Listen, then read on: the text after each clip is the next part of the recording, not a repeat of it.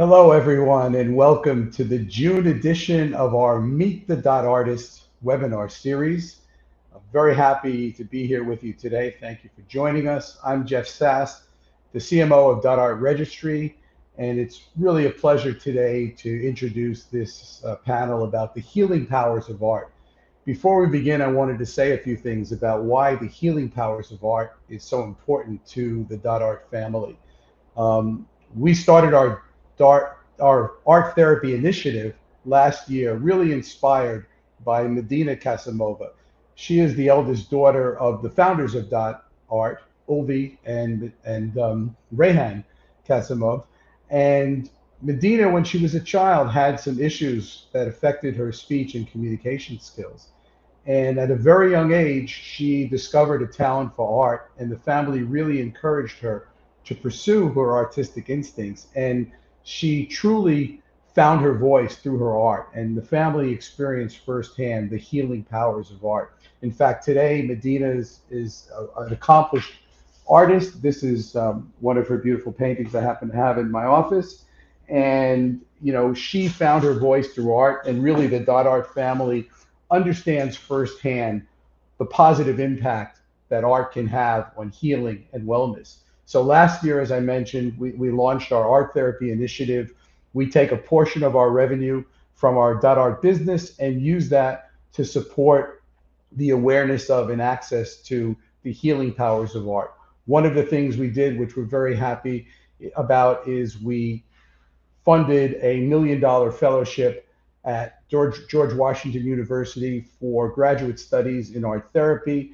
And we've done a lot of other things to help promote the healing powers of art. In fact, last year at the American Alliance of Museums annual meeting, we're a member, we gave a presentation about art therapy in museums. We were very fortunate to have Heidi Bardot, who runs the program at GW, with us, and we gave a great interactive presentation. We actually handed out paper and crayons to the audience, and they actually participated in some art therapy exercises. It was so well received that this year at the annual meeting for the AAM, the theme was Thriving Museums, Healthy Communities. And the idea of the wellness and the healing powers of art was the theme of the conference. And at the conference, we introduced a short 10-minute documentary we produced on the healing powers of art.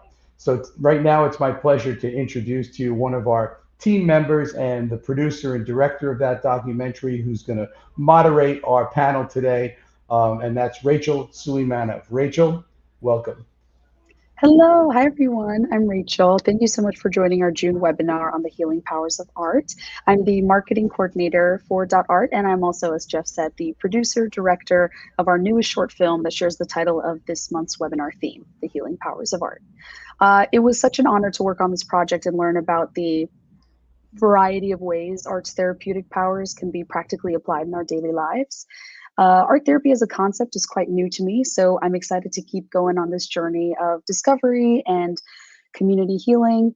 And I'd like to thank everyone once again for joining us today. Now I'd like to play a portion of our short film, and then we can hear from our speakers. After each presentation, we will host a little roundtable discussion. After all the presentations, we will host a little roundtable discussion where Jeff and I might be asking some questions, and the participants are also welcome to ask each other questions during that time as well. And as always, we are moderating the live chat to see if any live viewers have questions, so please feel free to ask questions to our participants in those chats. So if we can go ahead and watch a clip from the documentary. Before I realized how art was healing, I was using it as a healing tool. I am a photographer as my medium. I never imagined opening or running a nonprofit. My journey was definitely that aha moment, definitely. I come from an art background, so I was a graphic designer. My first job out of undergrad was teaching in a high school setting. And what I saw happening, which again, I didn't realize at the time, this is art therapy, is that the art room, my space, became sort of a hub. It dawned on me that public art could be used as a way to create really beautiful experiences between people. It was a period of complete isolation, and I told myself that maybe instead of going into full despair, I can take this time and space as an opportunity to do something different. I also feel when I'm creating artwork that there is this sense of great reflection and calmness. I am the director and founder of the Foundation, and I believe in the healing powers of art. I believe in the healing powers. The healing powers. In the healing power. Healing power. Healing power. And I believe in the healing power of art.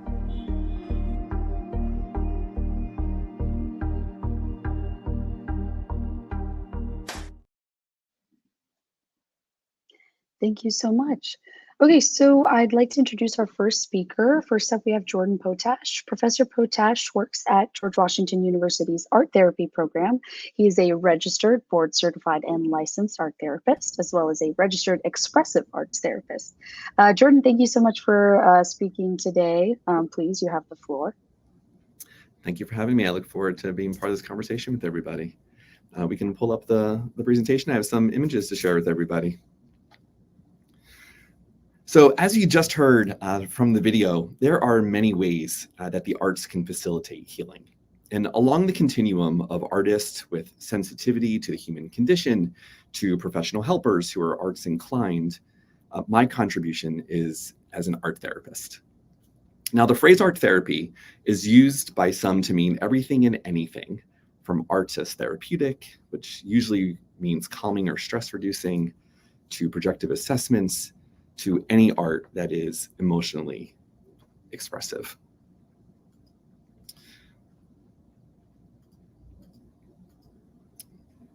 Give me a second to change my slide. There we go. But according to the American Art Therapy Association, art therapy is a mental health profession that enriches the lives of individuals, families, and communities through active art making, creative process, applied psychological theory, and human experience within a psychotherapeutic relationship that effectively supports personal relational treatment goals as well as community concerns.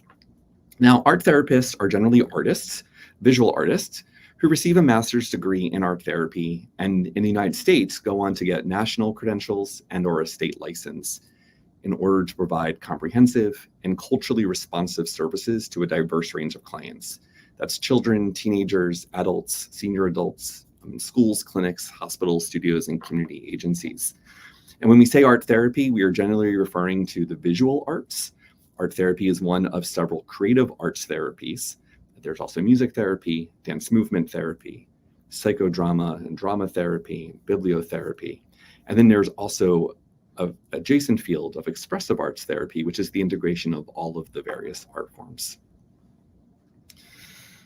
But I often find that the best way to talk about art therapy is just by describing some of my work. So although I am primarily a professor in the George Washington University Art Therapy program, I still continue to offer art therapy services in a number of places, but the one that I'm most regularly at is a drop-in center for runaway and unhoused young persons. And in this particular setting, my approach is one that art therapists refer to as an open studio. This means that the space is available for a set period of time and participants can join and leave as needed. Instead of a singular or imposed theme, I encourage each person to focus on what would be helpful to them at that moment. Is it to express a thought, a feeling, or a bodily sensation? Is it to focus on a goal or a hope? Or is it to take a break from the harshness of the world?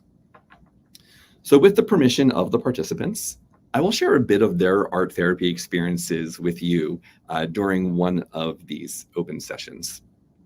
Each of the following individuals is a young Black man who is dealing with the impacts of poverty and economic insecurity.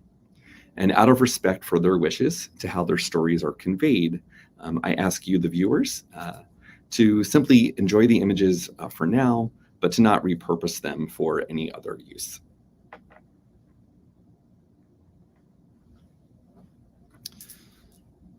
So encouraged by a friend who was in the studio, this was this young man's first time participating in art therapy. He wanted to express the feeling of peace and did so by purposefully blending colors that gave the impression of either a sunrise or a sunset. He didn't definitively want to offer the significance of this ambiguity, But through talking as he was working, he described how people sometimes treat him based on his appearance, but also his ability to sort of not take in those projections and therefore not to react. But in the end, he was pleased with his image. He was pleased with the feelings of peace that it brought to him overall. Now, for his first time in art therapy, this young man initially rendered the grass, tree, and clouds. He added the floating bricks when a peer complimented him on the similarity of his style to the original Super Mario Brothers aesthetic. And then further incorporating his peers' viewpoints, and perhaps inspired by the beach painting that we just saw, he checked in with others to make sure they understood that he added birds and not what he called floating M's. But to complete his artwork, he then added the people and gave the title, "Everybody Lives Life, but Everyone Lives Life Differently." So although he set out to experiment with materials that he had not used in a very long time, his goal seemed to shift to connecting with others.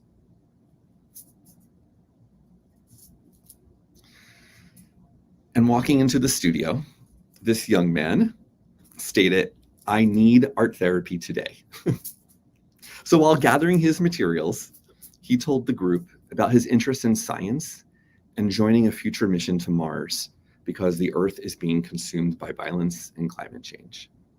So as he worked on this fantasy landscape, he wondered about how he might pursue different life paths. But during a pause, he asked me, "I've always wanted to know, what's it like being white?" Now, his peers chided him for this, but I supported the conversation. And at this point, everyone joined in a conversation about how racism impacts their choices, when my whiteness would limit my participation in their circles, but also how my presence could give them credibility at times. The respite of the studio seemed to have encouraged strategies for coping with society and the social ills that come with it. This single art therapy session demonstrates so much of what art therapists can offer. Our training as mental health professionals allow us to build therapeutic relationships rooted in cultural humility and person-centered goals. Our training in the arts permit us to integrate intentional art facilitation with supportive meaning-making reflections and interpretations. And it's due to this anecdote and so many others like it that art therapy continues to expand and grow in all health and mental health sectors, not only in the United States, but across the globe. By fostering curiosity, imagination, and contemplation with art making and psychotherapeutic disciplines, art therapists offer a unique contribution to the healing power of the arts. So thank you for this opportunity to share a little bit about the profession I have come to love over 25 years, and look forward to hearing from the others. Thank you so much. That was so wonderful to hear those particular anecdotes, and I'd love to talk a bit more about your approach at the Roundtable, because that's fantastic. Thank you, Jordan. Our next speaker is Yuna Dranichikova, who is an art educator, and she leads and designs museum experiences wherein she uses art as a tool for learning about and processing traumatic experiences. Drawing from her experience at the Art Institute of Chicago, Blaffer Art Museum, and the U.S. Holocaust Memorial Museum, Yuna guides visitors in finding resilience through artistic expression. Yuna, thank you so much for participating in the documentary and being here today. You have the floor. We'd love to hear from you. Thank you so much for introducing me, Rachel. It's a great privilege to be joining you all today. And thank you, Jordan, for talking about your approach. I find some similarities that I'm excited to talk about during the roundtable. So I'm gonna share my presentation. Perfect. So as Rachel mentioned, my name is Yuna Dranichikova. I use pronouns she, her. And today I'm going to be talking about the power of engaging with art. And that's not necessarily creating the art yourself, but also about looking at art in the galleries. So a little bit about me. I'm an art educator. I work at the Art Institute of Chicago, which is the second largest art museum in the country. And I also do a special project right now with the U.S. Holocaust Memorial Museum. for their collection. And I work on the intersection of art and trauma.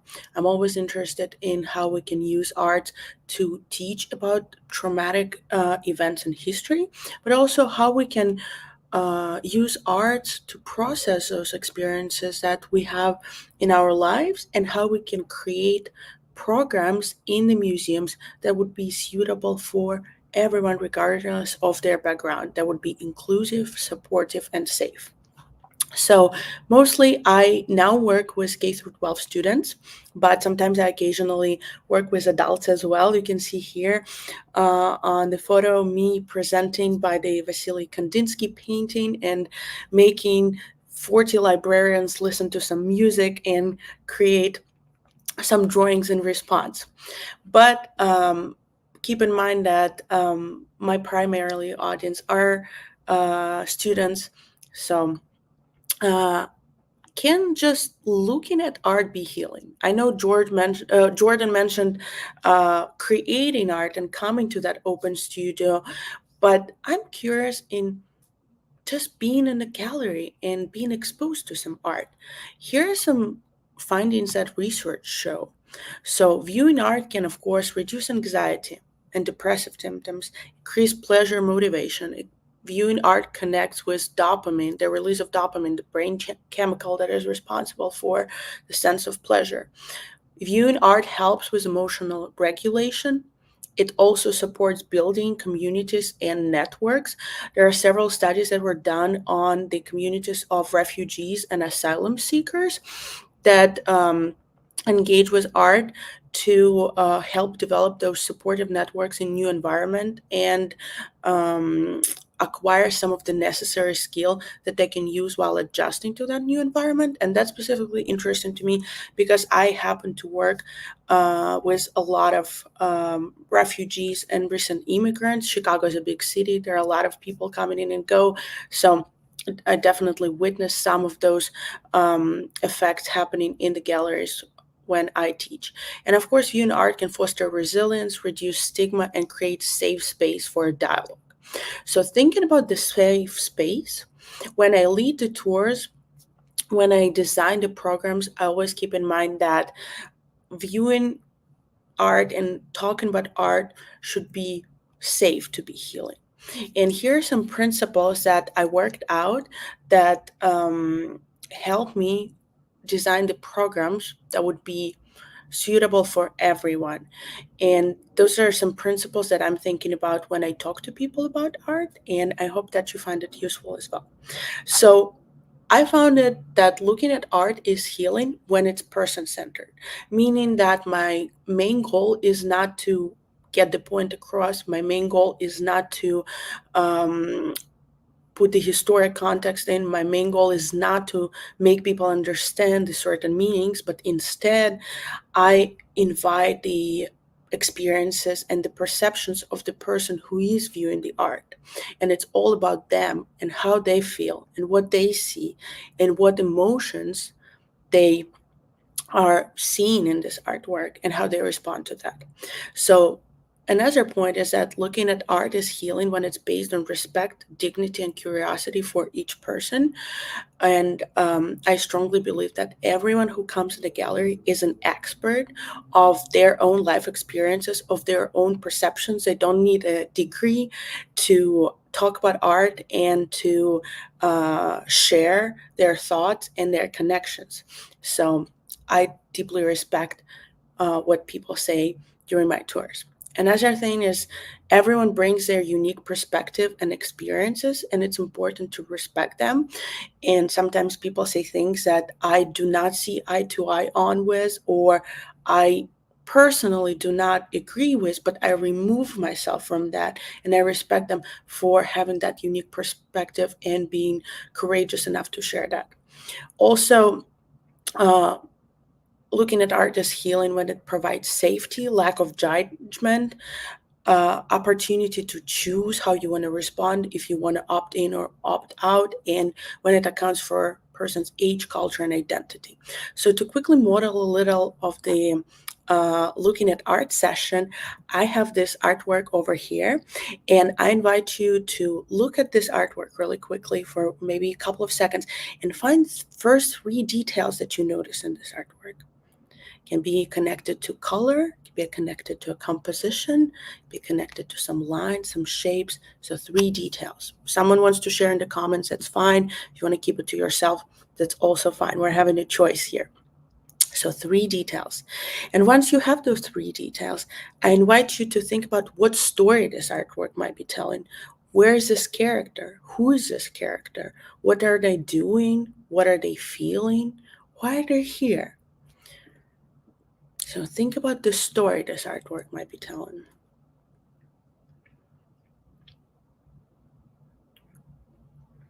And once you processed your reflection, your initial reflection, I'm going to introduce the artist. And the artist is a French street artist named Joan Hopper, and the artwork is called Confined in a Red Room. It was created at the end of the first week of lockdown.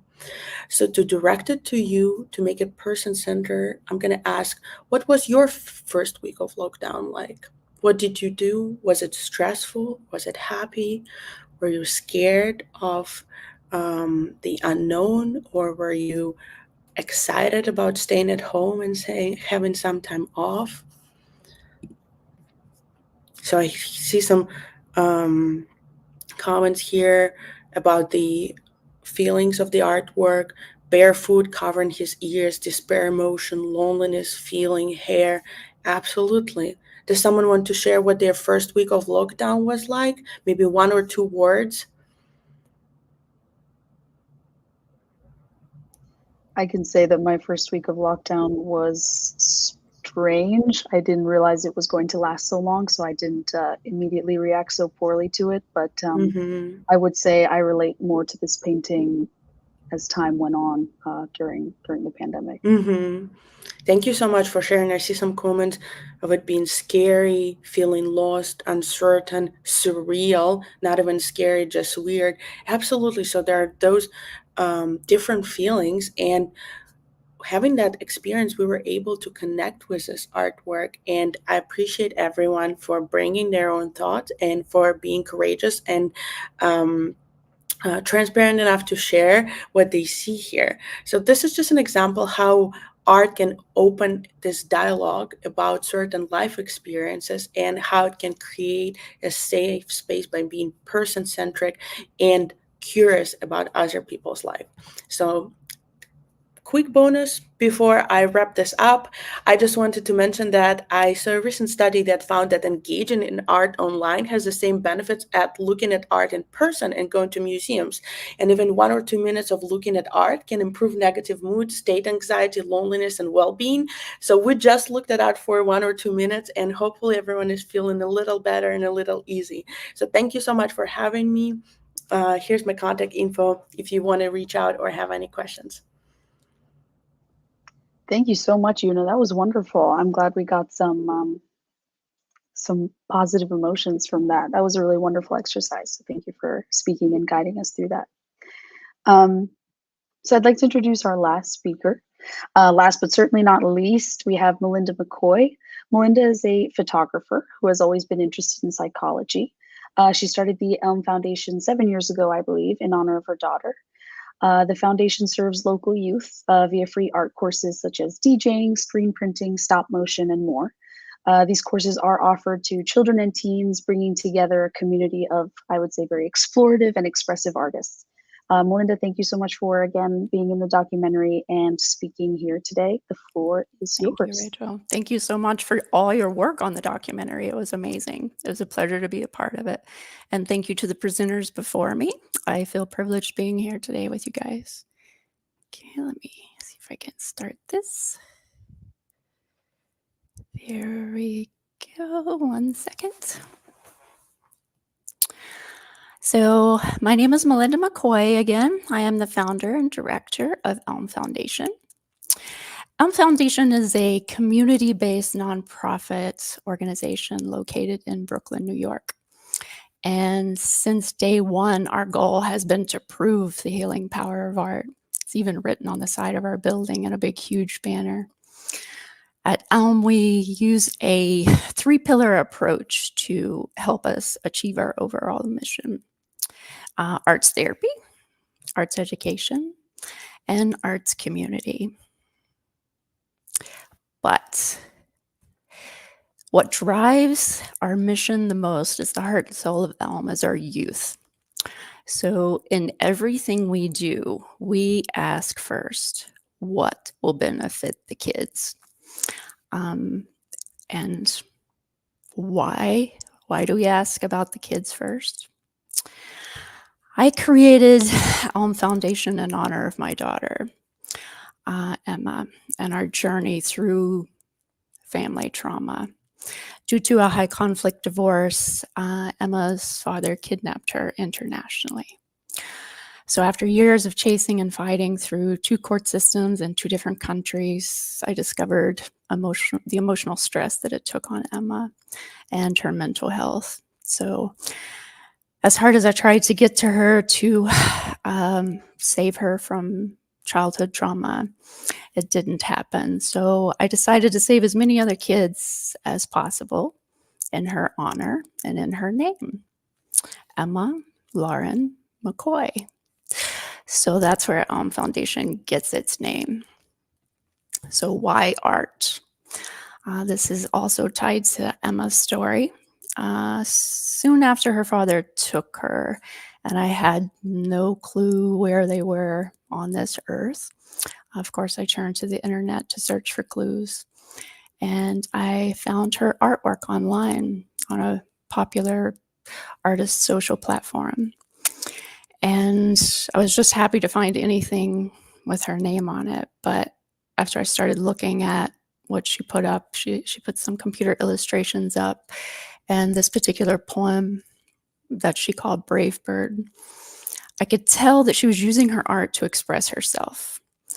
In a situation where she had no control, art was her comfort. So with the inspiration of Emma's artwork, I was like, why are we not offering art therapy for youth, especially in situations where they have no control over their environment? So Emma's artwork was the inspiration for Elm Foundation. And now Brave Bird pulls that banner across the front of our building, the healing power of arts. So if you follow me back to the 3 pillars, I'll explain a little bit what we do and how we fulfill our mission. In the beginning of Elm Foundation, I started with just arts therapy. Our goal was to advocate the benefits, especially for youth, because also due to Emma's story, we started with a focus group of kids just dealing with family restructuring. So from basic divorce to losing a parent to death, it seemed this particular group could really benefit from art therapy, because most were stuck in the middle of battles that were beyond their understanding, but more so beyond their control. So initially I was working with a group of kids that had been returned from international parental kidnapping themselves. So from this, you can see this little boy was kind of torn between 2 parents, 2 countries. But the one thing he said is, I feel like I have no voice. No one hears me. So he took tape and put it over his mouth to prove that he had no voice. But quickly, as I was building Elm, I realized, all kids need to experience art, the healing power of art, not just in a therapeutic session or a therapeutic environment. So we added general arts education. So through this, adding the arts education, any kid could come in and experience, the transformative power of art. So with our arts education, we try to cover a bit of everything. We have stop motion, mural making, DJ. We have several classes that the kids can enjoy. We try to cover things that they may not have the opportunity to do in school, and just to be cool. We also part of our education, we're very big on mentorship. A lot of our artists are a lot of our teachers are artists themselves. So the kids get to work with professionals from day one. I think they get a lot of, teachers in school. So we don't really use the word teachers. We use mentors, or educating mentors lead the classes in the instruction of what they learn. And our third pillar is arts community. And this ties back into those artists again. We support professional artists that are there to give back, and artists that, have that heart. We're down to make sure that their careers are fostered as well. So we do this in our professional gallery called The Boiler. So we host exhibits, community arts events, and all of these artists, the one thing that we ask and require is that they give back to kids and community. So that's the first thing we ask when they come in. What can you do for the kids? What can you do for the community? So that arts community is empowering our community arts. So it makes one big circle of the healing power of arts. So thank you very much. And I look forward to the roundtable. And thanks again for making that documentary, Rachel. Oh, well, thank you for all the work that you do. I've had the pleasure of visiting the Elm Foundation quite a bit. I like to hang around and volunteer, and you guys host some really awesome events, and it's just a really wonderful community. Thank you, Melinda, for speaking. And I'd also love to start the roundtable. I see that we have a question from Samuel, and I think that can kick off our Q&A/roundtable portion. It's on the screen. So what are your thoughts about the effect of looking at art on social media, specifically the kind that has never-ending scrolling? Great question, Samuel. Thank you for submitting it. Please feel free to start. I have thoughts on that, but Yuna, do you want to start since you opened up the idea of viewing art? Yeah, well, my first thought is I'm a big advocate for art being accessible, and working at a big museum, sometimes it's hard. There are a lot of roadblocks for people to come and actually look at art. They need to pay for the ticket. They need to come here. It might be a little intimidating being in a big space, with all of those famous paintings. So I'm a big advocate of art being accessible online and digitally, where people just look at it from the comfort of their home. And in that sense, I see it as a positive thing of art being in social media and just be so easily just like one click away. But I can also see the anxiety that social media can bring, and how it can also be very stressful to be on there, even if we come for a positive experience. So I'm a little bit torn on that. I'm excited to hear what you, Jordan, think. I actually had similar thoughts that I think it depends on what we mean by art. Certainly, the more we can democratize art and bring it into public spheres, because it is hard for people to access museums for all sorts of reasons, financial reasons, physical reasons, and other reasons, then that's great. One of my personal interests is in art and art therapy, integrated with peace building and also activism and protest. And so when I read this, I was thinking more about the protest art that one would see. And in a study that my colleague Lindsay Vance and I did around Black Lives Matter art, that was during the summer of 2020, there was a study I remember us finding that said people who see art can be motivated by that, and they can join, feel compelled to join activism movements. But people can also be distressed by it if they're constantly seeing images that are reinforcing discrimination and social ills that happen in their lives. And so I guess it just, like all things, moderation and knowing oneself and one's capacities and which accounts one wants to follow in order to stay active in the world, but also maintain integrity for one's own emotional health. I agree with some of the positive points you made on accessibility. I noticed some of our kids in our classroom, if they have an artistic block, sometimes they'll pop online and scroll, and then all of a sudden it's like bam, and they're back down on the table.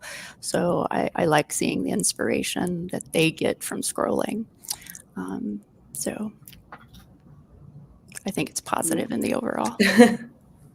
That's great. Just like many things, it has pros and cons, I suppose. But yeah, I guess I do want to ask, Yuna, you spoke a little bit about the approach that you have and the principles that you set for yourself when curating these kinds of courses.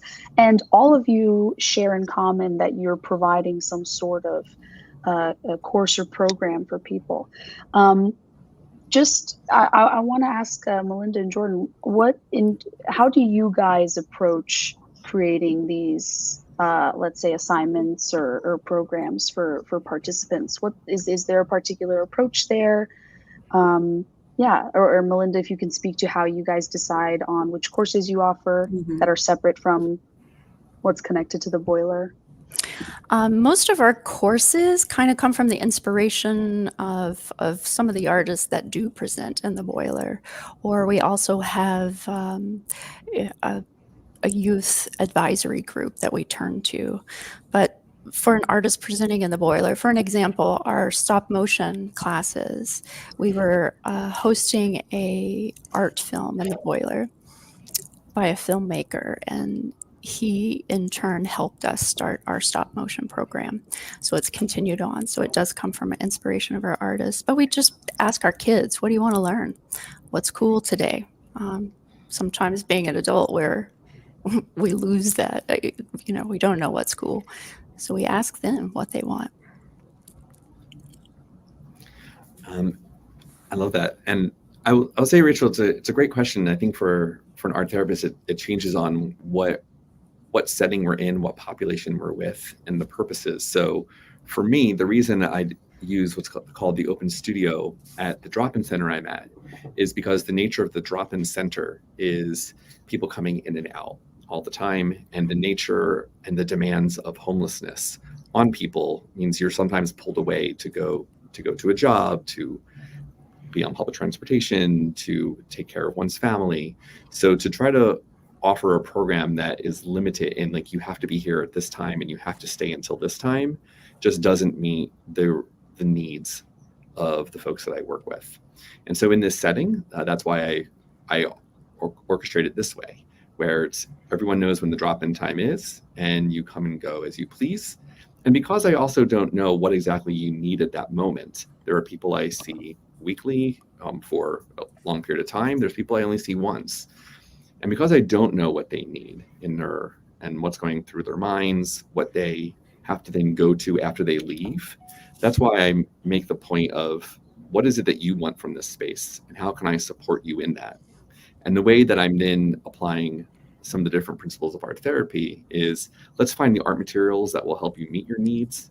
Let's help to make sure you have the skill set of whatever materials you're looking for to create an image within the skills that you have, not because we're trying to make you a certain kind of artist, but trying for you to be your own kind of artist, to tell your own story.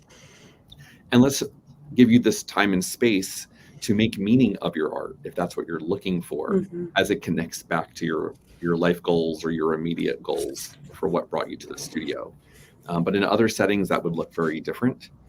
So when I'm doing work in museums, actually, or when I'm doing work in other community spaces or in other hospital spaces, I've worked in mental health, in medical, and in expressive studios. So it's geared towards, what do the people need and what will optimize their emotional, psychological, and physical being, because we are primarily a health profession as art therapists. That totally makes sense. I'm also a little curious to know, as a professor, the courses you're teaching to students, how much of it is putting them through those kinds of assignments and how much of it is teaching them how to read what comes out of those assignments?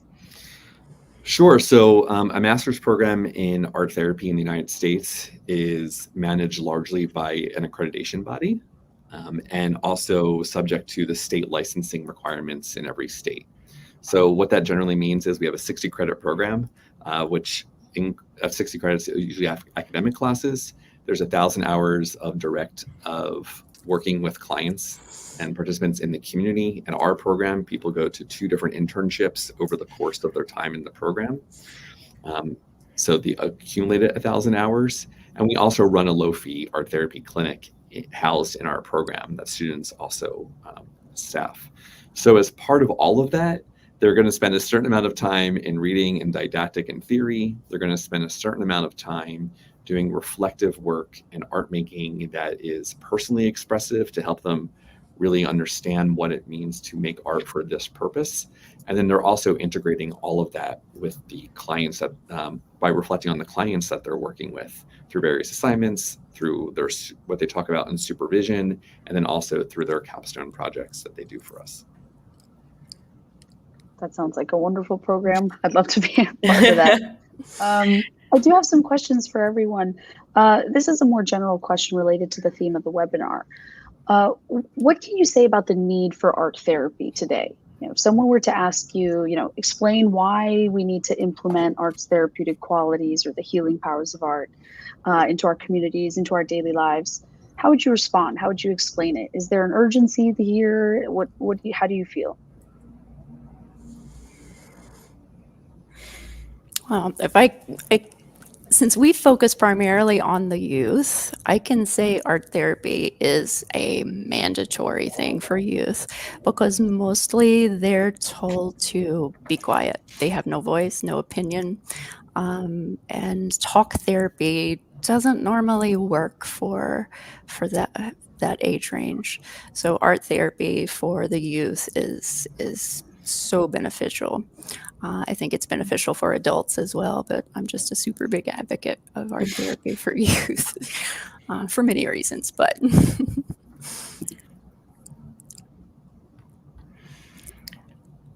I can, yeah, well, I'm just thinking the field where I am does not have a strong representation of art therapy in museums. It's just seen as a completely different discipline, right? And my hope is to see more art therapists working at the museums on a regular basis, and people who have public-facing professions in the museum have art therapy trainings, because I feel essentially that's what you do. You facilitate those experiences. You work with youth, and same with Jordan. When I have my students, I don't know where they're coming from. I don't know the experience that they had. I interact with them on a short period of time, and I'm interested in delivering for them the best experiences they can have, and provide safe and supportive and healing environment, right?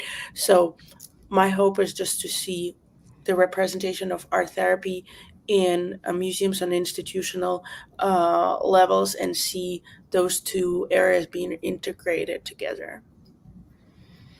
Really appreciate those answers. And Rachel, something that made me think of hearing your question and then hearing Melinda and Yuna is, one is what do we mean by art therapy?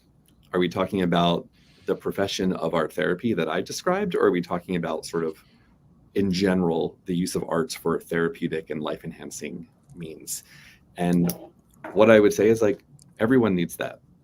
Everyone needs ways to be creatively engaged, because we need our imaginations to get through the world, particularly through the times when we are the most challenged and we see life as very limited. We need ways to, like what Yuna was describing, to know that what we're experiencing is unique to our stories, but has resonance with the human condition. And that even though we're unique, we're not alone in what we're experiencing. I think we all need those opportunities, like what Melinda was describing, of being able to move from our personal stories to gaining new skills and challenging ourselves, and to enter into community. And one of the things that's important to us in our field is just that we're using terms well, so that participants and clients know what they're getting back in return. So that when someone's working with an art therapist, they know what that means. When they're working with an art educator, they know what that means. When someone's working with a museum curator, they know what that means, so that they have appropriate expectations. And it makes me think that we don't only need to do it to make people feel better. Sometimes we need to actually see a certain amount of distress or encounter our own existential concerns in order to move through life and ultimately arrive at a new understanding and a better place. Jordan, if I could add one thing to that, that's one thing that I'm a big advocate for, is making sure people understand that art therapy is a licensed profession. We can all benefit from the healing power of art, but art therapy itself is run by a licensed professional. I have some people come in sometimes like saying, oh, I've done art therapy before, or I've run an art therapy class. I'm like, are you a licensed art therapist? No. Okay, then you ran a workshop that still promoted the healing power of art. But so I'm a big advocate on that, making sure people understand that difference. Yeah, and it's important where you are, Melinda, because in New York it's a licensed profession, whereas here in DC it is too. Illinois, you have some more options, Yuna. But it's less about sort of like protecting turf battles, and more about just making sure clients or participants or students are aware that they know what they're getting out of different art experiences. That they can. Absolutely. And what's beautiful about Arts for Healing is there's so many arts experiences we could have, and so many facets of Arts for Healing that people deserve to make the choices of what they need at any moment to get better. Definitely. Thank you guys for I that. had a question for Melinda. I wanted to hear more about how use finds you. How did you get them to hear about you, and how do they come to you? It's mostly word of mouth, but we work with our local schools. So the school districts around us, that's where we get the majority of our kiddos. And would you say that a lot of people who come are returning people? They come on a regular basis. You got to know them. Or yes, especially in our education departments. They as we grow, they keep returning over and over, and we create very deep bonds with these kids, and those mentorships that I mentioned before, they that becomes super important to them, and so that it's a safe space for them. They love coming there, and that's their second home. So we have open studios. They can come in and practice anytime, even outside of a scheduled class. We just want to make sure they have somewhere to go when they need to create. So. Yeah, that's a fascinating job that you are doing. Thank you so much for sharing. Thank you. Yeah, it's really wonderful. I'm so thankful to have such an amazing group of speakers today, because you guys are really touching on, I think, quite a few corners of this discipline as a whole. We do have some questions from the audience. We have one question from Maria to Melinda. I'm curious to know if you see the kids in different types of trauma respond better to music, painting. That's interesting. Yeah. Is there any kind of specific response from It's an interesting question. And since the word trauma is used, and I'm not a licensed art therapist, I will have to speak from a general education point of view, if that's okay. I do see kids connecting to different things, but it's kind of what they're into or their own personalities. It comes from their personalities. That's the reason we try to have as many different mediums as we can. So some of my music kids would never come to a visual arts experience. They're like, eh. But they will sit down and create a song or do some DJing. So I would say it's the same for in a therapeutic setting with I'm sure Jordan could answer that from a therapeutic perspective. No, I agree with you, Melinda. It really, a lot of times it depends on what someone's personal affinity is, like what art making they feel most comfortable using at any one moment. And I have the same thing where I'll have, where I currently am, where youth who are more music inclined or dance inclined might not come into the studio. But even then I encourage them that we could find, by dabbing in different art forms, we can actually enhance our own art form. And so even if you're used to music, if you can imagine what that would look like in color or shape, or if you're used to dance, how you could interpret that through movement. Yeah, I use that trick as well. I'm like, get them in for music, and then I'm like, let's try screen printing. Let's try stop motion. But the question, I don't know if Maria, if you meant this, like, is there one art form that's better for any sort of trauma than another, or do we see it more frequently? I would say from my training, the answer is no. It really is that people will use the ones that make the most sense for them. So it's more individual based or culturally based, like what art form within their cultures is used in healing capacities, versus certain kinds of trauma are best met with certain kinds of art forms. Can I ask a question, Jordan? Is it your job as an expressive art therapist to find out what art forms are best for your clients, or is it like you try a host of things, or like there are specific things that might work best with? It's a great question. I mean, again, it depends on the setting. What differentiates an expressive arts therapist from one of the creative arts therapy modalities is an expressive arts therapist is skilled to know when to switch among the various art forms when it might make sense. So if someone is kind of coming in and saying they're having a sensation that is more sound-based, that might lend itself better to music. Whereas if they're doing something with their body, that might lend itself more to movement as opposed to creative writing or art or visual art or something like that. So certainly it's something we're going to pay attention to, because the goal is to be responsive to that person who's in front of us. But Sure. Like you heard me say, like what Melinda was saying, it helps to move people through different forms, because one of the best things we can do for mental health is to increase our psychological flexibility and not be so rigid. And so one of the ways we sometimes show our rigidity is this is what I do. And that's what I really love about Yuna's approach in the museum, where you're describing how, a lot of times people go to a museum and there's like, well, I'm not an art historian, I have nothing to say. And you help them realize, actually, you do have something to say. You do have reactions, you do have a story. And so I think we're all doing this and not finding like what connects to each person. Absolutely. And I feel like that's why it's important to have that choice, to have the choice of opportunities of what people want to do, how they want to respond, how they want to create their art, if they want to keep it to themselves or if they want to show it to the world, and it's all fine. We actually have a question for you in the chat.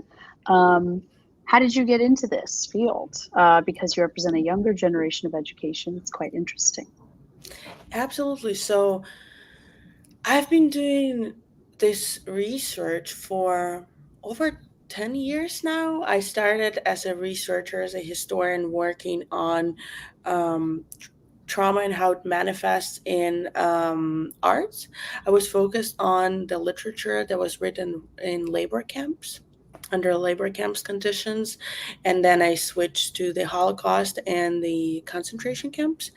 And I'm always thinking about why was art so important in there. In those inhumane conditions, people still were drawn to those expressive forms. And as I was researching and just being in archives, I realized that I'm very much of a social person and I want to actually talk to people and connect to people. So I decided to get to the museum field where I can combine that and where I can interact with people on a daily basis, ask them those questions, hear from them, and at the same time interact with that art. I work with many artworks that relate to activism, what you, Jordan, were saying, peace building, Holocaust, AIDS, epidemic, many topics that are very crucial and sometimes sensitive for people. So it's hard to stay away from the research and art therapy, and I'm always on the lookout for new things, for new findings that are emerging, for new strategies, because that relates to what I do in the museums a lot. Yeah, thank you for that. I do have a question. I think it's related to what you just spoke about. If you guys are comfortable sharing, are there any personal moments in your life where art has helped you heal, or art has, fueled your resilience or something? I'd love to hear about that.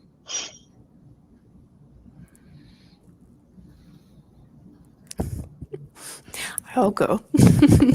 I think when I first started to figure out why my story happened, I did a lot of advocacy work and research on personality disorders and domestic abuse through that. So I was doing a lot of photography work, self-portraits that involved visually some of the experiences someone would go through in that situation of verbal abuse or in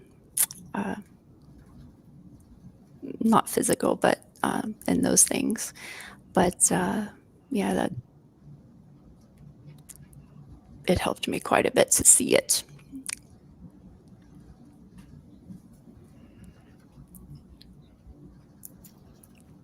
Jordan, do you want to go next, or would you prefer me to go? You can go if you have one in mind. Well, my first thought, what I'm thinking about is that talking to people about art and their space in the world changed my feeling of who I am and what I'm doing here, because I'm an immigrant in the United States. I came here at an older age. I have an accent. I have a very different cultural experience. Sometimes I don't get pop references that people share or any history, and I have to pause and ask again. And just hearing from people's experiences and see that how people can find their place in the world, and through art, learning about that place in the world, learning about your where you belong, definitely helped me. And I feel like I had so many conversations with people, and it seemed like it was about ordinary stuff, some art or biography, but they truly changed me, because they showed me that I'm not alone here. There are a lot of people with similar experiences and with different experiences, but they might have similar feelings and similar questions. So I would say that in that sense, educating for arts definitely was healing for me. I really appreciate all that. And I smiled when I first heard the question, because I don't think I can think of one experience. I can definitely, there are times in which creating art has certainly helped me through various moments, whether that's moments of trying to, coming to understand parts of identity, or trying to reconcile current events and the way that they are impacting on how I feel and how I'm trying to move through the world, or ways that I've intentionally tried to use art for like its reflection and meditative capacities to slow down, or moments of loss when I've lost somebody. I also work in the area of grief and bereavement, so being able to use art for my own when I have experienced grief has been helpful. So I would think at this point, most of my personal art making is rooted in this idea of how it can be helpful, as opposed to how I was trained as a classical artist that has sort of moved away. Well, thank you guys for sharing that. I can say for myself, I feel so deeply fulfilled and just joyous when I allow myself to write. So I think, as we all investigate how to help others through this discipline, it's important to continue to nurture our own practices. So thank you guys so much for speaking today. I'll let Jeff do the closing remarks, but I just want to say this was such a wonderful discussion, and I really can't wait to keep learning from you all and keep a tight community and engage with this area of thought. And yeah, thank you guys so much. Thank you for having us. Thank you. Excuse me. Thank you, Rachel and Jordan and Melinda and Yuna. That was really, really inspiring and thoughtful. And it was really interesting. And I'm not sure if it was intentional, but it was interesting because Jordan started us off talking about the impact and healing powers when creating art, and told this wonderful story of the young man and how painting those or drawing those paintings, opened him up to speak about things that he was feeling. And then we shifted to Yuna telling us about, viewing art and the impact of viewing art and the healing powers of being on the consumption side as opposed to the creation side. And then I feel like almost Melinda brought it home by bringing it all into the community and showing how you can take both the creation and the viewing into your community and have an impact there. So it was really wonderful to get those different perspectives, and all of it just reinforces how impactful and how important spreading the healing powers of art is. All arts, whether it's drawing or writing, as you mentioned, Rachel, painting, dance, sculpting. It's just the fact that as humans, you know, creativity provides some satisfaction on various levels, and we need to do more of it. We need to share it more. So thank you all for that. And thank you to everyone who's been watching this wonderful webinar. Really, we appreciate you taking the time today. If you want to learn more about DotArt in general, you can visit our website at www.art.art. If you want to learn more about the Art Therapy Initiative and what we're doing there, you can go to www.therapy.art.art. And if you'd like to watch the full documentary that Rachel produced and that you saw a little teaser of at the beginning, just scan that QR code on the screen there, and that'll take you right to the video to watch. So once again, on behalf of Ovi and the entire DotArt registry team, and I really want to thank again our speakers today and thank all of you for listening. And we hope this is the first of many conversations about the healing powers of art. Thank you. Thank you. Thank you. Thank you all.